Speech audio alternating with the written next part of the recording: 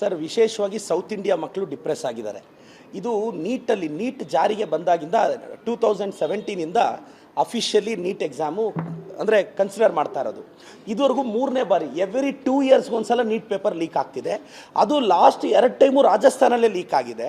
ಇವಾಗ ಕೂಡ ರಾಜಸ್ಥಾನಲ್ಲೇ paper leak ಆಗಿದೆ. ಅದು ಒಂದು ಕೋಚಿಂಗ್ ಸೆಂಟರ್ ಹಬ್ ಇರ್ತಕ್ಕಂಥ ಏರಿಯಾದಲ್ಲಿ. ನಾಸಿಕಲ್ಲಿ ಪೇಪರ್ ಲೀಕ್ ಆಗುತ್ತಂತೆ, ಅಲ್ಲಿಂದ ಕೇರಳಕ್ಕೆ ಹೋಗುತ್ತಂತೆ, ಗುರ್ಗಾವ್ಗೆ ಬರುತ್ತಂತೆ, ಹರಿಯಾಣಕ್ಕೆ ಬರುತ್ತಂತೆ, ಮಹಾರಾಷ್ಟ್ರಕ್ಕೆ ಬರುತ್ತಂತೆ. ಈಗ ಒಂದು 50 ಜನನಲ್ಲ, ಅವ್ರು 500 ಜನನ ಅರೆಸ್ಟ್ ಮಾಡ್ಕೊಳ್ಳಿ. ಅದಲ್ಲ, ಈಗ 25 ಲಕ್ಷ ಮಕ್ಕಳ ಮಾನಸಿಕ ಸ್ಥಿತಿ. ಅವ್ರು ಮತ್ತೆ ಪ್ರಿಪೇರ್ ಆಗೋದು. National testing agency NEET exam conduct ಮಾಡೋಕ್ಕೆ 200 ಕೋಟಿ ಖರ್ಚು ಮಾಡಿದ್ರೆ ಎಕ್ಸಾಮಿನೇಷನ್ ಫೀಸ್ ಅಂತ ಅವರು 300 ಕೋಟಿ ಲಾಭ ಮಾಡ್ತಾರೆ. ಅಂಥ ಪ್ರಾಫಿಟ್ ಇರೋ ಆರ್ಗನೈಸೇಷನ್ನು ಒಂದು ಕ್ವಶನ್ ಪೇಪರ್ನ ಪ್ರಾಪರ್ ಆಗಿ ಎಕ್ಸಾಮ್ ಸೆಂಟರ್ಗೆ ತಲುಪ್ಸೋಕ್ಕಾಗಲ್ವಾ? ಯಾರನ್ನ ಹೊಣೆ ಮಾಡಬೇಕು? ನ್ಯಾಷನಲ್ ಟೆಸ್ಟಿಂಗ್ ಏಜೆನ್ಸಿನ ಹೊಣೆ ಮಾಡಬೇಕಾ, ಇಲ್ಲ ಕೇಂದ್ರದ BJPನ ಹೊಣೆ ಮಾಡಬೇಕಾ? ಈ ವೈಫಲ್ಯಕ್ಕೆ ಕಾರಣ ಯಾರು? ಈಗ 25 ಲಕ್ಷ ಮಕ್ಕಳು ಅಂದರೆ ತಂದೆ ತಾಯಿ 1 ಕೋಟಿ, ಅಂದರೆ ಆ ಫ್ಯಾಮಿಲಿ ಸೇರಿಸಿದ್ರೆ 1 ಕೋಟಿ ಪಾಪ್ಯುಲೇಷನ್ ಮೇಲೆ ಇದು ಎಫೆಕ್ಟ್ ಆಗುತ್ತೆ. ನಾನು ಹೇಳೋದಿಷ್ಟೇ, ಕರ್ನಾಟಕದ ವಿದ್ಯಾರ್ಥಿಗಳಿಗೆ ನಾನು ರಿಕ್ವೆಸ್ಟ್ ಮಾಡ್ತೀನಿ, ದಯವಿಟ್ಟು ಪ್ಯಾನಿಕ್ ಆಗಬೇಡಿ. ಏನು ಮಾಡೋಕ್ಕಾಗಲ್ಲ. ಆರ್ಟ್ ಆಫ್ ಲಿವಿಂಗಲ್ಲಿ ಬಂದು ಭಾಷಣ ಮಾಡ್ತಾರೆ, ವಿದ್ಯಾರ್ಥಿಗಳ ಸೈನ್ಸ್ ಆಫ್ ಸಫರಿಂಗ್ ಕೇಳೋರಿಲ್ಲ, ಏನೂ ಮಾಡೋಂಗಿಲ್ಲ. ಅವ್ರಿನ್ನು 15 ದಿನಕ್ಕೆ ನೀಟ್ ನಡೆಸ್ತಾರೋ, 1 ತಿಂಗಳಿಗೆ ನೀಟ್ ನಡೆಸ್ತಾರೋ, ಒಂದು 10-15 ದಿನ ಅಂತೂ ಬೇಕು. ದಯವಿಟ್ಟು ಮೆಂಟಲಿ ಪ್ರಿಪೇರ್ ಆಗಿ. 15 ಡೇಸಿಗೆ ಬಂದರೆ ಹೆಂಗೆ ಓದಬೇಕು, 30 ಡೇಸ್ಗೆ ಬಂದರೆ ಹೆಂಗೆ ಓದಬೇಕು, ಅಕಸ್ಮಾತ್ 45 ಡೇಸ್ಗೆ ಬಂದರೆ ಹೆಂಗೆ ಓದಬೇಕು. ಇವತ್ತಿಂದ ಪ್ರಿಪ್ರೇಷನ್ ಮೋಡಿಗೆ ಬನ್ನಿ. ಡೈಲಿ ಗೂಗಲ್ ಸರ್ಚ್ ಮಾಡಿ ಯಾವಾಗ ಎಕ್ಸಾಮ್ ಅಂತ ತಲೆಗೆಡಿಸ್ಕೋಬೇಡಿ. ಆಲ್ ಟಿಕೆಟ್ ರಿಲೀಸ್ ಮಾಡ್ತೀವಿ ಅಂತ ಹೇಳಿದ್ದಾರೆ. ಮತ್ತೆ ನೀವು ಹೊಸದಾಗಿ ಅಪ್ಲಿಕೇಶನ್ ಹಾಕೋ ಅವಶ್ಯಕತೆ ಇಲ್ಲ, ಹೊಸದಾಗಿ ಫೀಸ್ ಕಟ್ಟೋ ಅವಶ್ಯಕತೆ ಇಲ್ಲ. ಆಲ್ರೆಡಿ ನೀವು ಕಟ್ಟಿರೋ ಫೀಸ್ ಏನು 1700 ರೂಪಾಯಿ ಜನರಲ್ ಅವ್ರು ಕಟ್ಟಿದ್ದೀರಾ, 1600 ರೂಪಾಯಿ OBC ಅವ್ರು ಕಟ್ಟಿದ್ದೀರಾ, ಅದು ನಿಮ್ಮ ಅಕೌಂಟಿಗೆ ವಾಪಸ್ ಬರುತ್ತೆ. ಆಲ್ ಟಿಕೆಟ್ಟು ಸೆಂಟರ್ ಒಂದು ಸಲ ಚೆಕ್ ಮಾಡ್ಕೊಳ್ಳಿ. ಸರ್, ವಿಶೇಷವಾಗಿ ಸೌತ್ ಇಂಡಿಯಾ ಮಕ್ಕಳು ಡಿಪ್ರೆಸ್ ಆಗಿದ್ದಾರೆ. ಇದು ನೀಟ್ ಜಾರಿಗೆ ಬಂದಾಗಿಂದ 2017ಇಂದ ಅಫಿಷಿಯಲಿ ನೀಟ್ ಎಕ್ಸಾಮು ಅಂದರೆ ಕನ್ಸಿಡರ್ ಮಾಡ್ತಾ ಇರೋದು. ಇದುವರೆಗೂ 3ನೇ ಬಾರಿ ಎವ್ರಿ 2 ಇಯರ್ಸ್ಗೆ ಒಂದ್ಸಲ ನೀಟ್ ಪೇಪರ್ ಲೀಕ್ ಆಗ್ತಿದೆ. ಅದು ಲಾಸ್ಟ್ 2 ಟೈಮು ರಾಜಸ್ಥಾನಲ್ಲೇ ಲೀಕ್ ಆಗಿದೆ. ಇವಾಗ ಕೂಡ ರಾಜಸ್ಥಾನಲ್ಲೇ ಪೇಪರ್ ಲೀಕ್ ಆಗಿದೆ. ಅದು ಒಂದು ಕೋಚಿಂಗ್ ಸೆಂಟರ್ ಹಬ್ ಇರ್ತಕ್ಕಂಥ ಏರಿಯಾದಲ್ಲಿ. ನಾಸಿಕಲ್ಲಿ ಪೇಪರ್ ಲೀಕ್ ಆಗುತ್ತಂತೆ, ಅಲ್ಲಿಂದ ಕೇರಳಕ್ಕೆ ಹೋಗುತ್ತಂತೆ, ಗುರ್ಗಾವ್ಗೆ ಬರುತ್ತಂತೆ, ಹರಿಯಾಣಕ್ಕೆ ಬರುತ್ತಂತೆ, ಮಹಾರಾಷ್ಟ್ರಕ್ಕೆ ಬರುತ್ತಂತೆ. ಈಗ ಒಂದು 50 ಜನನಲ್ಲ, ಅವ್ರು 500 ಜನನ ಅರೆಸ್ಟ್ ಮಾಡ್ಕೊಳ್ಳಿ. ಅದಲ್ಲ, ಈಗ 25 ಲಕ್ಷ ಮಕ್ಕಳ ಮಾನಸಿಕ ಸ್ಥಿತಿ. ಅವ್ರು ಮತ್ತೆ ಪ್ರಿಪೇರ್ ಆಗೋದು. National testing agency NEET exam conduct ಮಾಡೋಕ್ಕೆ 200 ಕೋಟಿ ಖರ್ಚು ಮಾಡಿದ್ರೆ ಎಕ್ಸಾಮಿನೇಷನ್ ಫೀಸ್ ಅಂತ ಅವರು 300 ಕೋಟಿ ಲಾಭ ಮಾಡ್ತಾರೆ. ಅಂಥ ಪ್ರಾಫಿಟ್ ಇರೋ ಆರ್ಗನೈಸೇಷನ್ನು ಒಂದು ಕ್ವಶನ್ ಪೇಪರ್ನ ಪ್ರಾಪರ್ ಆಗಿ ಎಕ್ಸಾಮ್ ಸೆಂಟರ್ಗೆ ತಲುಪ್ಸೋಕ್ಕಾಗಲ್ವಾ? ಯಾರನ್ನ ಹೊಣೆ ಮಾಡಬೇಕು? ನ್ಯಾಷನಲ್ ಟೆಸ್ಟಿಂಗ್ ಏಜೆನ್ಸಿನ ಹೊಣೆ ಮಾಡಬೇಕಾ, ಇಲ್ಲ ಕೇಂದ್ರದ BJPನ ಹೊಣೆ ಮಾಡಬೇಕಾ? ಈ ವೈಫಲ್ಯಕ್ಕೆ ಕಾರಣ ಯಾರು? ಈಗ 25 ಲಕ್ಷ ಮಕ್ಕಳು ಅಂದರೆ ತಂದೆ ತಾಯಿ 1 ಕೋಟಿ, ಅಂದರೆ ಆ ಫ್ಯಾಮಿಲಿ ಸೇರಿಸಿದ್ರೆ 1 ಕೋಟಿ ಪಾಪ್ಯುಲೇಷನ್ ಮೇಲೆ ಇದು ಎಫೆಕ್ಟ್ ಆಗುತ್ತೆ. ನಾನು ಹೇಳೋದಿಷ್ಟೇ, ಕರ್ನಾಟಕದ ವಿದ್ಯಾರ್ಥಿಗಳಿಗೆ ನಾನು ರಿಕ್ವೆಸ್ಟ್ ಮಾಡ್ತೀನಿ, ದಯವಿಟ್ಟು ಪ್ಯಾನಿಕ್ ಆಗಬೇಡಿ. ಏನು ಮಾಡೋಕ್ಕಾಗಲ್ಲ. ಆರ್ಟ್ ಆಫ್ ಲಿವಿಂಗಲ್ಲಿ ಬಂದು ಭಾಷಣ ಮಾಡ್ತಾರೆ, ವಿದ್ಯಾರ್ಥಿಗಳ ಸೈನ್ಸ್ ಆಫ್ ಸಫರಿಂಗ್ ಕೇಳೋರಿಲ್ಲ, ಏನೂ ಮಾಡೋಂಗಿಲ್ಲ. ಅವ್ರಿನ್ನು 15 ದಿನಕ್ಕೆ ನೀಟ್ ನಡೆಸ್ತಾರೋ, 1 ತಿಂಗಳಿಗೆ ನೀಟ್ ನಡೆಸ್ತಾರೋ, ಒಂದು 10-15 ದಿನ ಅಂತೂ ಬೇಕು. ದಯವಿಟ್ಟು ಮೆಂಟಲಿ ಪ್ರಿಪೇರ್ ಆಗಿ. 15 ಡೇಸಿಗೆ ಬಂದರೆ ಹೆಂಗೆ ಓದಬೇಕು, 30 ಡೇಸ್ಗೆ ಬಂದರೆ ಹೆಂಗೆ ಓದಬೇಕು, ಅಕಸ್ಮಾತ್ 45 ಡೇಸ್ಗೆ ಬಂದರೆ ಹೆಂಗೆ ಓದಬೇಕು. ಇವತ್ತಿಂದ ಪ್ರಿಪ್ರೇಷನ್ ಮೋಡಿಗೆ ಬನ್ನಿ. ಡೈಲಿ ಗೂಗಲ್ ಸರ್ಚ್ ಮಾಡಿ ಯಾವಾಗ ಎಕ್ಸಾಮ್ ಅಂತ ತಲೆಗೆಡಿಸ್ಕೋಬೇಡಿ. ಆಲ್ ಟಿಕೆಟ್ ರಿಲೀಸ್ ಮಾಡ್ತೀವಿ ಅಂತ ಹೇಳಿದ್ದಾರೆ. ಮತ್ತೆ ನೀವು ಹೊಸದಾಗಿ ಅಪ್ಲಿಕೇಶನ್ ಹಾಕೋ ಅವಶ್ಯಕತೆ ಇಲ್ಲ, ಹೊಸದಾಗಿ ಫೀಸ್ ಕಟ್ಟೋ ಅವಶ್ಯಕತೆ ಇಲ್ಲ. ಆಲ್ರೆಡಿ ನೀವು ಕಟ್ಟಿರೋ ಫೀಸ್ ಏನು 1700 ರೂಪಾಯಿ ಜನರಲ್ ಅವ್ರು ಕಟ್ಟಿದ್ದೀರಾ, 1600 ರೂಪಾಯಿ OBC ಅವ್ರು ಕಟ್ಟಿದ್ದೀರಾ, ಅದು ನಿಮ್ಮ ಅಕೌಂಟಿಗೆ ವಾಪಸ್ ಬರುತ್ತೆ. ಆಲ್ ಟಿಕೆಟ್ಟು ಸೆಂಟರ್ ಒಂದು ಸಲ ಚೆಕ್ ಮಾಡ್ಕೊಳ್ಳಿ. ಸರ್, ವಿಶೇಷವಾಗಿ ಸೌತ್ ಇಂಡಿಯಾ ಮಕ್ಕಳು ಡಿಪ್ರೆಸ್ ಆಗಿದ್ದಾರೆ. ಇದು ನೀಟ್ ಜಾರಿಗೆ ಬಂದಾಗಿಂದ 2017ಇಂದ ಅಫಿಷಿಯಲಿ ನೀಟ್ ಎಕ್ಸಾಮು ಅಂದರೆ ಕನ್ಸಿಡರ್ ಮಾಡ್ತಾ ಇರೋದು. ಇದುವರೆಗೂ 3ನೇ ಬಾರಿ ಎವ್ರಿ 2 ಇಯರ್ಸ್ಗೆ ಒಂದ್ಸಲ ನೀಟ್ ಪೇಪರ್ ಲೀಕ್ ಆಗ್ತಿದೆ. ಅದು ಲಾಸ್ಟ್ 2 ಟೈಮು ರಾಜಸ್ಥಾನಲ್ಲೇ ಲೀಕ್ ಆಗಿದೆ. ಇವಾಗ ಕೂಡ ರಾಜಸ್ಥಾನಲ್ಲೇ ಪೇಪರ್ ಲೀಕ್ ಆಗಿದೆ. ಅದು ಒಂದು ಕೋಚಿಂಗ್ ಸೆಂಟರ್ ಹಬ್ ಇರ್ತಕ್ಕಂಥ ಏರಿಯಾದಲ್ಲಿ. ನಾಸಿಕಲ್ಲಿ ಪೇಪರ್ ಲೀಕ್ ಆಗುತ್ತಂತೆ, ಅಲ್ಲಿಂದ ಕೇರಳಕ್ಕೆ ಹೋಗುತ್ತಂತೆ, ಗುರ್ಗಾವ್ಗೆ ಬರುತ್ತಂತೆ, ಹರಿಯಾಣಕ್ಕೆ ಬರುತ್ತಂತೆ, ಮಹಾರಾಷ್ಟ್ರಕ್ಕೆ ಬರುತ್ತಂತೆ. ಈಗ ಒಂದು 50 ಜನನಲ್ಲ, ಅವ್ರು 500 ಜನನ ಅರೆಸ್ಟ್ ಮಾಡ್ಕೊಳ್ಳಿ. ಅದಲ್ಲ, ಈಗ 25 ಲಕ್ಷ ಮಕ್ಕಳ ಮಾನಸಿಕ ಸ್ಥಿತಿ. ಅವ್ರು ಮತ್ತೆ ಪ್ರಿಪೇರ್ ಆಗೋದು. National testing agency NEET exam conduct ಮಾಡೋಕ್ಕೆ 200 ಕೋಟಿ ಖರ್ಚು ಮಾಡಿದ್ರೆ ಎಕ್ಸಾಮಿನೇಷನ್ ಫೀಸ್ ಅಂತ ಅವರು 300 ಕೋಟಿ ಲಾಭ ಮಾಡ್ತಾರೆ. ಅಂಥ ಪ್ರಾಫಿಟ್ ಇರೋ ಆರ್ಗನೈಸೇಷನ್ನು ಒಂದು ಕ್ವಶನ್ ಪೇಪರ್ನ ಪ್ರಾಪರ್ ಆಗಿ ಎಕ್ಸಾಮ್ ಸೆಂಟರ್ಗೆ ತಲುಪ್ಸೋಕ್ಕಾಗಲ್ವಾ? ಯಾರನ್ನ ಹೊಣೆ ಮಾಡಬೇಕು?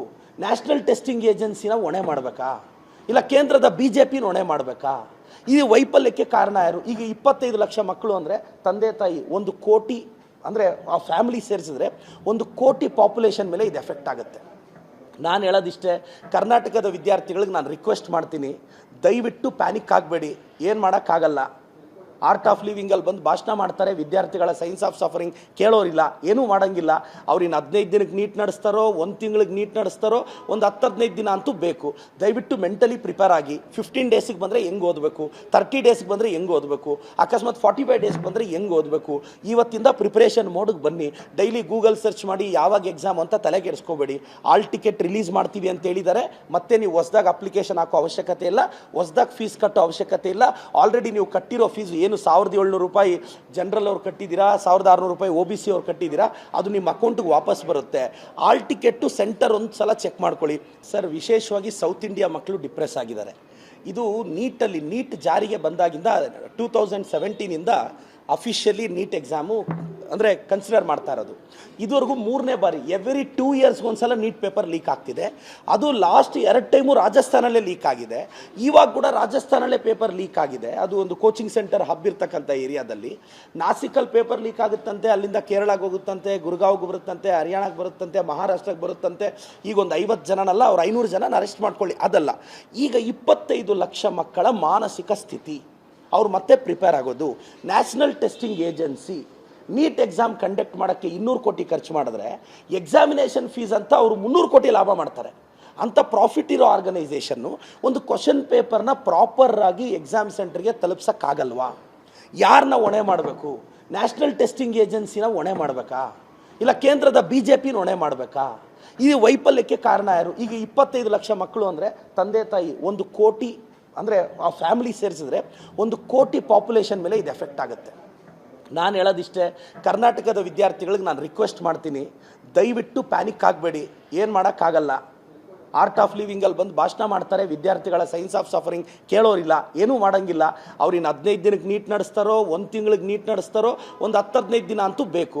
ದಯವಿಟ್ಟು ಮೆಂಟಲಿ ಪ್ರಿಪೇರ್ ಆಗಿ. 15 ಡೇಸಿಗೆ ಬಂದರೆ ಹೆಂಗೆ ಓದಬೇಕು, 30 ಡೇಸ್ಗೆ ಬಂದರೆ ಹೆಂಗೆ ಓದಬೇಕು, ಅಕಸ್ಮಾತ್ 45 ಡೇಸ್ಗೆ ಬಂದರೆ ಹೆಂಗೆ ಓದಬೇಕು. ಇವತ್ತಿಂದ ಪ್ರಿಪ್ರೇಷನ್ ಮೋಡಿಗೆ ಬನ್ನಿ. ಡೈಲಿ ಗೂಗಲ್ ಸರ್ಚ್ ಮಾಡಿ ಯಾವಾಗ ಎಕ್ಸಾಮ್ ಅಂತ ತಲೆ ಕೆಡಿಸ್ಕೋಬೇಡಿ. ಆಲ್ ಟಿಕೆಟ್ ರಿಲೀಸ್ ಮಾಡ್ತೀವಿ ಅಂತ ಹೇಳಿದ್ದಾರೆ. ಮತ್ತೆ ನೀವು ಹೊಸದಾಗಿ ಅಪ್ಲಿಕೇಶನ್ ಹಾಕೋ ಅವಶ್ಯಕತೆ ಇಲ್ಲ, ಹೊಸದಾಗಿ ಫೀಸ್ ಕಟ್ಟೋ ಅವಶ್ಯಕತೆ ಇಲ್ಲ. ಆಲ್ರೆಡಿ ನೀವು ಕಟ್ಟಿರೋ ಫೀಸ್ ಏನು 1700 ರೂಪಾಯಿ ಜನರಲ್ ಅವ್ರು ಕಟ್ಟಿದ್ದೀರಾ, 1600 ರೂಪಾಯಿ OBC ಅವ್ರು ಕಟ್ಟಿದ್ದೀರಾ, ಅದು ನಿಮ್ಮ ಅಕೌಂಟಿಗೆ ವಾಪಸ್ ಬರುತ್ತೆ. ಆಲ್ ಟಿಕೆಟ್ಟು ಸೆಂಟರ್ ಒಂದು ಸಲ ಚೆಕ್ ಮಾಡ್ಕೊಳ್ಳಿ.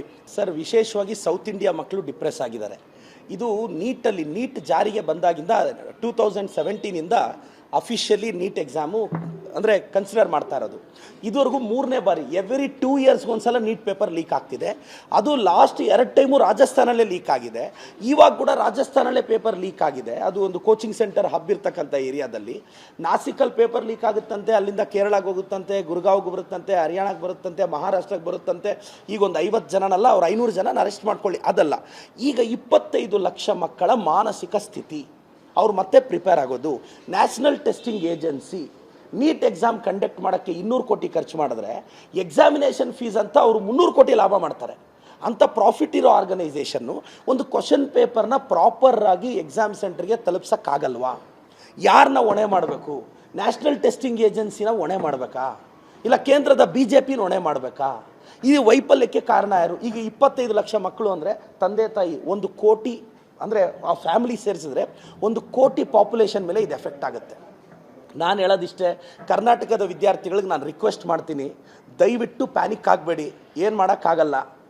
ಆರ್ಟ್ ಆಫ್ ಲಿವಿಂಗಲ್ಲಿ ಬಂದು ಭಾಷಣ ಮಾಡ್ತಾರೆ, ವಿದ್ಯಾರ್ಥಿಗಳ ಸೈನ್ಸ್ ಆಫ್ ಸಫರಿಂಗ್ ಕೇಳೋರಿಲ್ಲ, ಏನೂ ಮಾಡೋಂಗಿಲ್ಲ. ಅವ್ರಿನ್ನು 15 ದಿನಕ್ಕೆ ನೀಟ್ ನಡೆಸ್ತಾರೋ, 1 ತಿಂಗಳಿಗೆ ನೀಟ್ ನಡೆಸ್ತಾರೋ, ಒಂದು 10-15 ದಿನ ಅಂತೂ ಬೇಕು.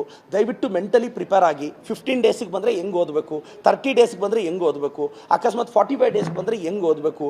ಇವತ್ತಿಂದ ಪ್ರಿಪ್ರೇಷನ್ ಮೋಡಿಗೆ ಬನ್ನಿ. ಡೈಲಿ ಗೂಗಲ್ ಸರ್ಚ್ ಮಾಡಿ ಯಾವಾಗ ಎಕ್ಸಾಮ್ ಅಂತ ತಲೆ ಕೆಡಿಸ್ಕೋಬೇಡಿ. ಆಲ್ ಟಿಕೆಟ್ ರಿಲೀಸ್ ಮಾಡ್ತೀವಿ ಅಂತ ಹೇಳಿದ್ದಾರೆ. ಮತ್ತೆ ನೀವು ಹೊಸದಾಗಿ ಅಪ್ಲಿಕೇಶನ್ ಹಾಕೋ ಅವಶ್ಯಕತೆ ಇಲ್ಲ, ಹೊಸದಾಗಿ ಫೀಸ್ ಕಟ್ಟೋ ಅವಶ್ಯಕತೆ ಇಲ್ಲ. ಆಲ್ರೆಡಿ ನೀವು ಕಟ್ಟಿರೋ ಫೀಸ್ ಏನು 1700 ರೂಪಾಯಿ ಜನರಲ್ ಅವ್ರು ಕಟ್ಟಿದ್ದೀರಾ, 1600 ರೂಪಾಯಿ OBC ಅವ್ರು ಕಟ್ಟಿದ್ದೀರಾ, ಅದು ನಿಮ್ಮ ಅಕೌಂಟಿಗೆ ವಾಪಸ್ ಬರುತ್ತೆ. ಆಲ್ ಟಿಕೆಟ್ಟು ಸೆಂಟರ್ ಒಂದು ಸಲ ಚೆಕ್ ಮಾಡ್ಕೊಳ್ಳಿ.